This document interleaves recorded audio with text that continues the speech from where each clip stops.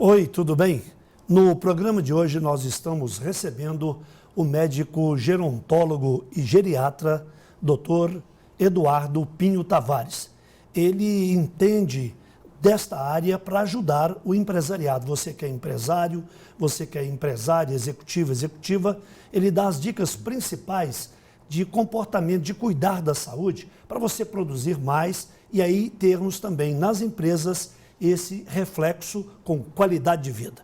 Doutor Eduardo, é um prazer recebê-lo aqui. O prazer é meu. Obrigado. Bem, muito obrigado ao senhor. E já começando mostrando o seguinte, estamos vivendo uma época de crise, né? Uma crise mundial, política, geopolítica e econômica. E aí aumenta o chamado estresse.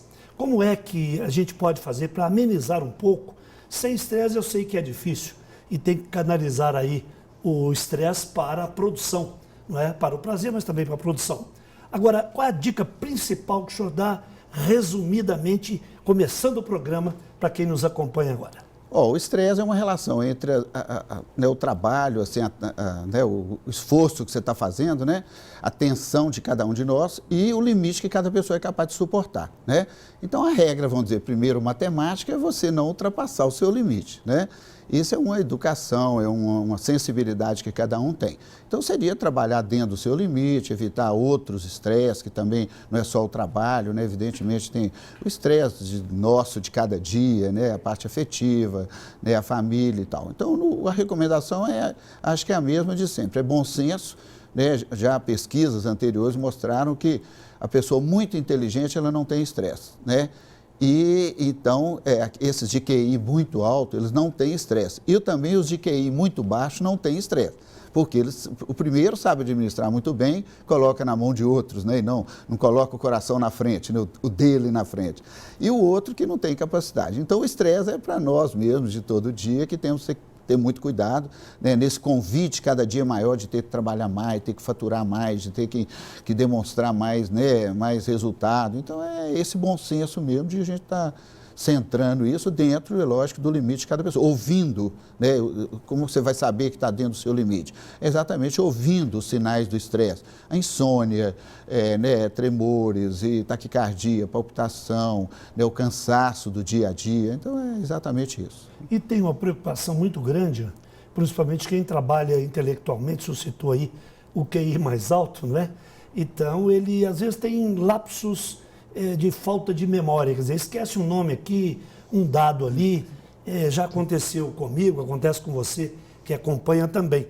Isso é motivo de preocupação mais profunda ou isso é natural do cérebro, que é um processador, né, cheio aí de conexões neurais, como se fosse um computador? É por aí, doutor Eduardo? Exatamente. Acho que a gente tem que primeiro saber que com o tempo, com o número de informações que vai crescendo cada vez mais, é impossível você lembrar tudo.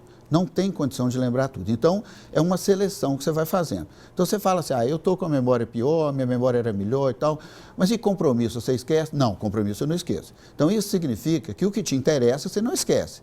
Então, você está priorizando uma coisa. Agora, você lembrar com que roupa que você foi à missa no domingo atrasado, ou que comida que você comeu no restaurante há 4 dias atrás, é lógico que com o tempo não dá para lembrar mais. Mas eu lembrava. Claro, lembrava, na época que tinha menos preocupação. Então, existe essa avaliação que é natural, né? Natural, o que te interessa, você grava mais, né? É uma seleção meio inteligente, né? Agora, existem os problemas sérios de memória que a gente fala, né? São principalmente 3 doenças que levam à perda, lesão, né? no cérebro e déficit de memória, que são a doença de Alzheimer, né? Que nós todos conhecemos, a esclerose, né? Dita assim popularmente, que na verdade são microartérias que vão fechando no cérebro, faz parte do processo de envelhecimento, né? É a aterosclerose cerebral e deficiência de vitamina B12. Que a B12 é uma vitamina muito importante, que auxilia na musculatura, né? Ela vai dar força muscular, a B12, e é uma das 3 causas falando de uma maneira mais popular, de caduquice e esquecimento na terceira idade, de déficit de memória, né? Que é fácil de repor, a gente repõe, de preferência injetável, né? Porque a vitamina B12, para ser absorvida, ela precisa de uma substância no estômago, que chama fator intrínseco. E com frequência as pessoas têm problema de estômago e têm deficiência dessa substância. Então, se é por deficiência no estômago, não adianta você dar por via oral, que não vai absorver. Então, o ideal é dar por via injetável, geralmente 3 ampolas, 4, uma de 15 em 15 dias ou de 7 em 7 dias, alguma coisa assim, que só isso aí já dá um suporte muito bom. E no caso do Alzheimer, o que pode ser feito?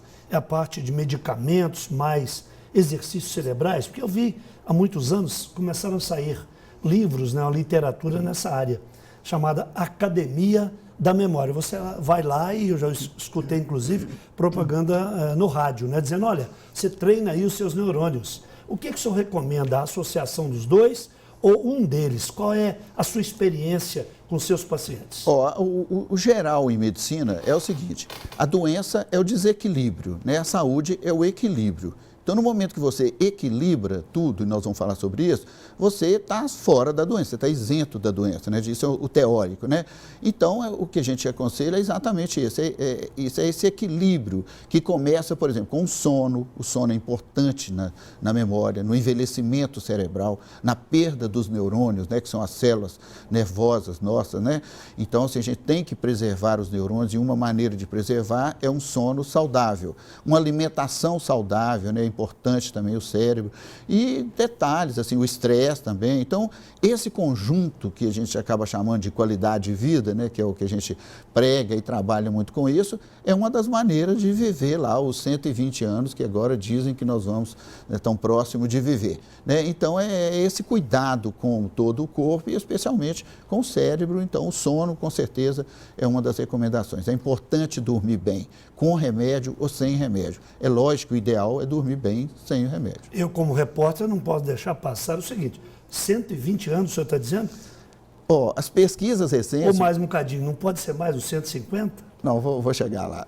As pesquisas recentes mostram isso, que daqui 10, 12 anos, né, a vida média do brasileiro ou do ser humano vai ser em torno de 120 anos. Né? Por quê? Porque a medicina está evoluindo, o genoma, que é o estudo de toda a genética humana, está chegando e já está pronto para ser usado.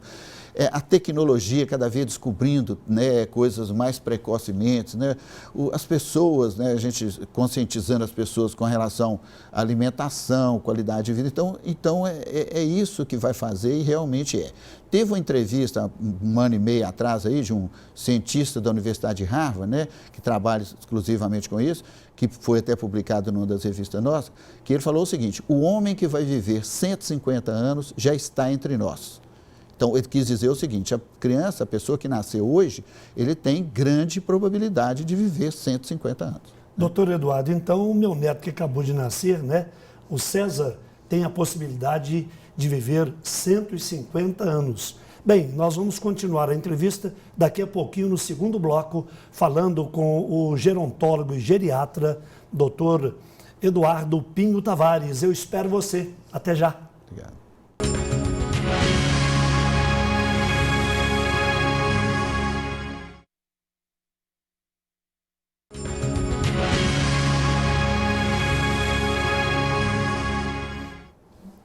Nós estamos entrevistando hoje o doutor Eduardo Pinho Tavares, que é gerontólogo e geriatra.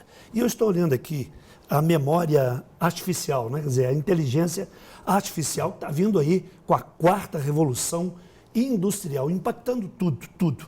E eu pergunto para o senhor o seguinte, até que ponto, na sua visão como geriatra e gerontólogo, a internet tira essa responsabilidade da gente? Eu não lembro, eu entro no Google, eu falo assim, eu vou lá no GG, brincando, né? E vou buscar essa informação. O que o senhor recomenda para o executivo que fica o tempo todo profissionalmente no smartphone? Então, o treinamento da memória é importante. Aliás, como o treinamento físico é importante, né? Esse treinamento dos órgãos, lógico, é muito importante, né? Então, o que a gente observa é o seguinte, por exemplo, uma pessoa idosa ou muito idosa que tem o hábito de ler, de fazer palavra cruzada, ler jornal, se informar, estar bem assim informada, geralmente ela vai até 120 anos com a memória boa. Então a gente entende que esse interesse, essa busca, né, esse hábito de estar se informando, com certeza é importante para isso, né? Agora, a questão dos aparelhos, eu acho que isso não tem como você questionar, né? Uma vez saiu trabalho aí falando que acho que não sei, acho que é o celular, que os celulares, né, prejudicavam o cérebro, que os eletroencefalogramas estavam mostrando, alterando, quer dizer, ninguém deu, que dava tumor cerebral, né? Então, Isso é uma fake news que a gente fala, né, doutor? Ninguém deu bola para isso, quer dizer, a evolução, ela atropela, ela é mal educada, ela não dá confiança, então é lógico que isso vai existir, tem que existir, e na prática, realmente, a gente não vê tanta diferença. É o homem moderno, né? Não tem como, né? Você tem que buscar por outras formas, né? Então é isso, eu acho que esse equilíbrio é que a gente está praticando mais hoje, né? Vai orientando as pessoas, essa questão do respeito ao limite, né? É isso aí, acho que as modernidades precisam vir mesmo. E a gente hoje tem maneiras de avaliar a memória, assim, antes da ressonância magnética, antes da tomografia, porque esses exames, eles já mostram lesão. Você esperar uma ressonância para você fazer uma prevenção, você já perdeu 30 anos de frente, de prevenção. Agora, o Alzheimer, na sua visão, ele é genético, então você tem o genótipo e o fenótipo. Quer dizer, o que vem de fábrica, que a gente não pediu, a natureza nos deu, né, dentro da crença de cada um, e o que está no meio, né, no meio ambiente onde você vive, o jeito de lidar. E o cérebro, a última descoberta é de que o cérebro é muito plástico. Ou seja, essa plasticidade é que ela muda ao longo do tempo, não é mais aquele cérebro fechado ali, estanque, não é? Então, como é que o senhor avalia essa parte? É o seguinte, o cérebro ainda é uma incógnita, né? Por mais evolução que tem, sabe que o cérebro ainda é totalmente um desconhecido, né? Agora, eu acho que é isso mesmo, eu acho que tem várias coisas, não tem nenhuma definição. O próprio genoma, né, tem exames que você pode saber se a pessoa tem probabilidade de ter Alzheimer ou não. Né? Mas a gente vê muito, assim, eu sou muito do lado psicológico, gosto dessa coisa mais psicológica também, você percebe, assim, muitos casos que são diagnosticados como Alzheimer, você vai afundando, aprofundando na história dele e tem alguma história, assim, de alguma coisa de alma, algum sentimento de alma, não é um ressentimento, assim, igual esse que a gente pode ter todo dia, não. São coisas, assim, profundas que te fazem mudar comportamento. Então, você vai observando na história das pessoas, então você vê alguma coisa assim, um aborto que foi feito de uma maneira agressiva, ou uma pessoa que já né, sei lá, matou o outro.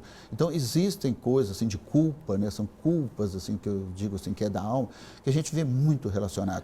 Então, às vezes, a gente chega a pensar que, às vezes, é até uma defesa daquela pessoa. Aconteceu uma coisa tão grave para ela, porque a avaliação é exclusivamente dela, né, que de repente ela tranca, ela fecha, ela se auto, né, protege. Assim. Então você vê que a pessoa a partir daí passa a ter comportamentos assim, de questões de memória, déficit progressivo de memória e por aí a coisa vai. E vai ser rotulado como Alzheimer mesmo, né, porque os testes vão mostrar déficit de memória. Né? Então não está definido o que é genético. Porque às vezes a gente fala, meu pai teve, o outro teve, e aí você fica com a barba de molho. Né? Todas as doenças, ou a maioria delas, ou algumas muito mais, como diabetes, tem uma relação, é lógico, genética. Você acaba encontrando uma explicação genética melhor, mais próxima.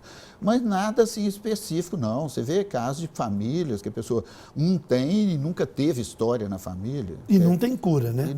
Na verdade é o seguinte, é isso que a gente está falando hoje nessa medicina moderna, né? No momento que você alinha os hormônios, no momento que você trata os minerais e vitaminas e sais minerais que estão em deficiência no organismo, quer dizer, você não dá chance para a doença chegar, você está muito próximo da normalidade, do equilíbrio. Então, esse equilíbrio, eu acho que vai acabar vencendo como teoria, né, mais sensata dentro das doenças e também como da doença do Alzheimer, do Parkinson. Né? Então, assim, não é que você pode afirmar que é genético ou que não é genético ou que tem tanto por cento de probabilidade de ser genético. Hoje está chegando aí a epigenética e uma série de outros que você pode corrigir as tendências genéticas, você pode corrigir. E é isso que o senhor faz, doutor? A gente está chegando nisso agora. Esse é o passo que está chegando, que é o genoma, né, a aplicabilidade do genoma no dia a dia, né, você saber o que você pode anunciar, que é o que tem cura, vamos dizer, que pode ser, você não vai falar que a pessoa tem tendência a ter doença de Alzheimer se você não tem recurso para essa doença de Alzheimer.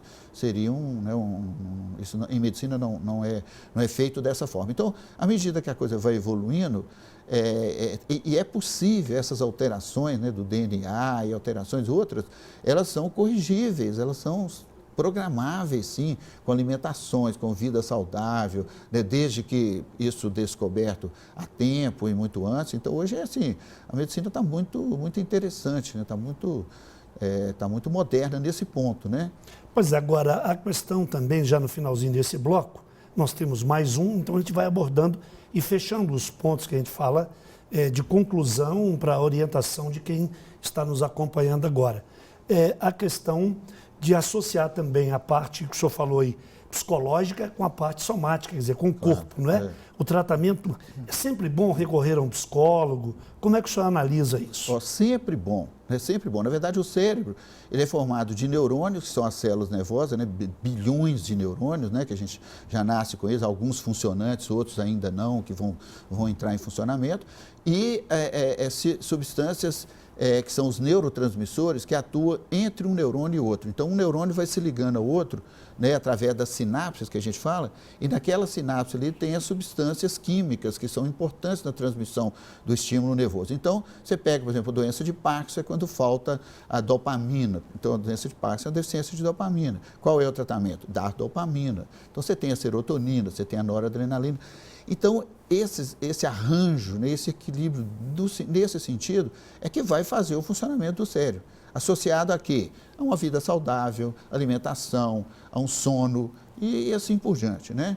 Muito bem, nós vamos agora para um pequeno intervalo, voltaremos com o doutor Eduardo Pinho Tavares, dando aí informações importantes para melhorar a qualidade de vida de todos nós, principalmente o objetivo do nosso programa, você que é empresário, empresário executivo, executiva. Eu espero você. Até já.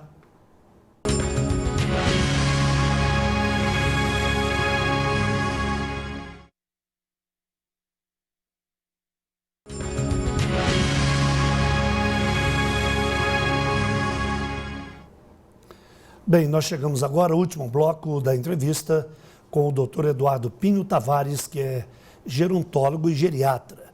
Bem, vamos agora fazer os pontos de conexão, de fechamento, né, das janelas que nós abrimos durante o programa e o que o senhor abordou com propriedade e com conhecimento de causa. Não é só teoria, é a prática no dia a dia.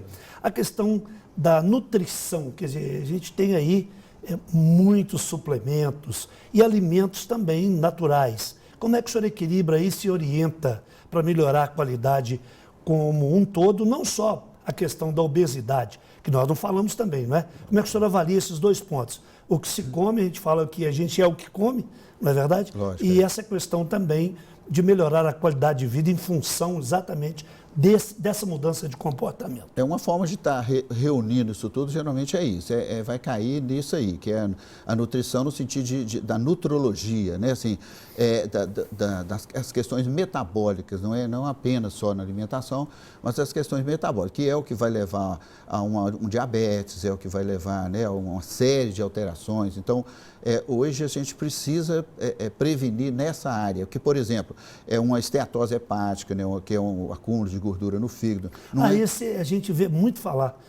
Qual é a preocupação que a gente deve ter? Isso aí já é um sinal metabólico, já é uma alteração ligada a algum hormônio, algum distúrbio hormonal. Não é apenas uma gordura que está localizada ali, né? Ela tem que ser vista de uma maneira um pouco mais profunda. E outros detalhes, né? Por exemplo, o pré-diabetes hoje está, o moderno hoje é você tratar o pré-diabetes antes de ser diabético, porque na pré-diabetes você já tem lesões importantes no organismo, né? Então principalmente duas coisas, que são a obesidade e o diabetes, vão complicar muito, né, esse metabolismo, essa parte metabólica, né? Então, hoje a gente tem sinais, assim, bem precoces de tratamento, né, do que seria a questão do pré-diabetes, a questão da gordura, né, da síndrome metabólica, onde resume tudo isso, né? Então, hoje o grande pulo é esse. Por exemplo, todas as doenças cardiovasculares, que são as doenças que mais matam no Brasil, aproximadamente 400 mil pessoas morrem por ano, né, com doenças essas doenças cardiovasculares. Então, essas doenças, elas começam com a resistência à insulina.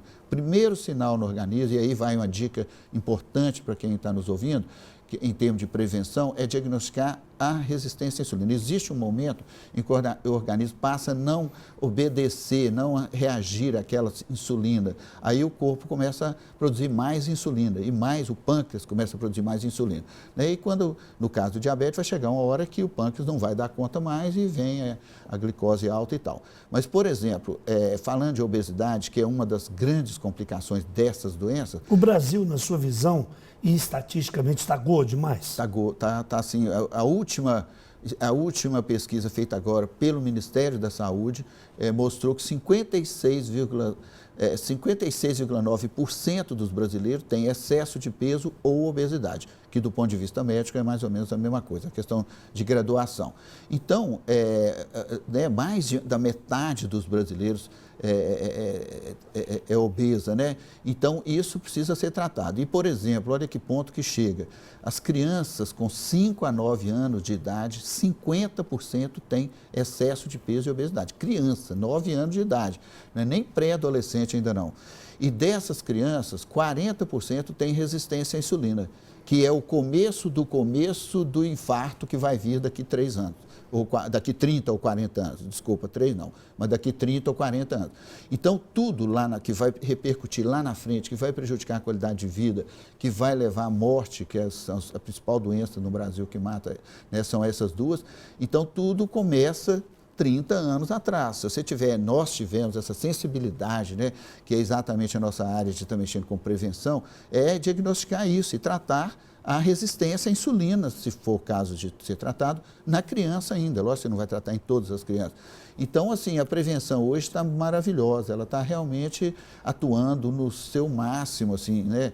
Então, esse é que é o trabalho maior, esse é o que vai evitar o infarto, vai evitar o diabetes daqui a 40 anos, vai evitar com certeza um Alzheimer, porque tudo isso são alterações metabólicas que começam muito antes. Só que a gente não tinha essa visão de estar procurando, né? A gente brincava às vezes até que a prevenção, né, que depois do pediatra, a criança tem que ir para o geriatra. Então, isso hoje está muito claro, está muito claro. Nós temos que tratar, nós médicos, não eu na minha especialidade, mas temos que tratar a criança obesa, a criança pré-diabética. Esse é o momento maior, esse é o presente maior que a gente tem para ter uma vida com saúde, né? Muito bem.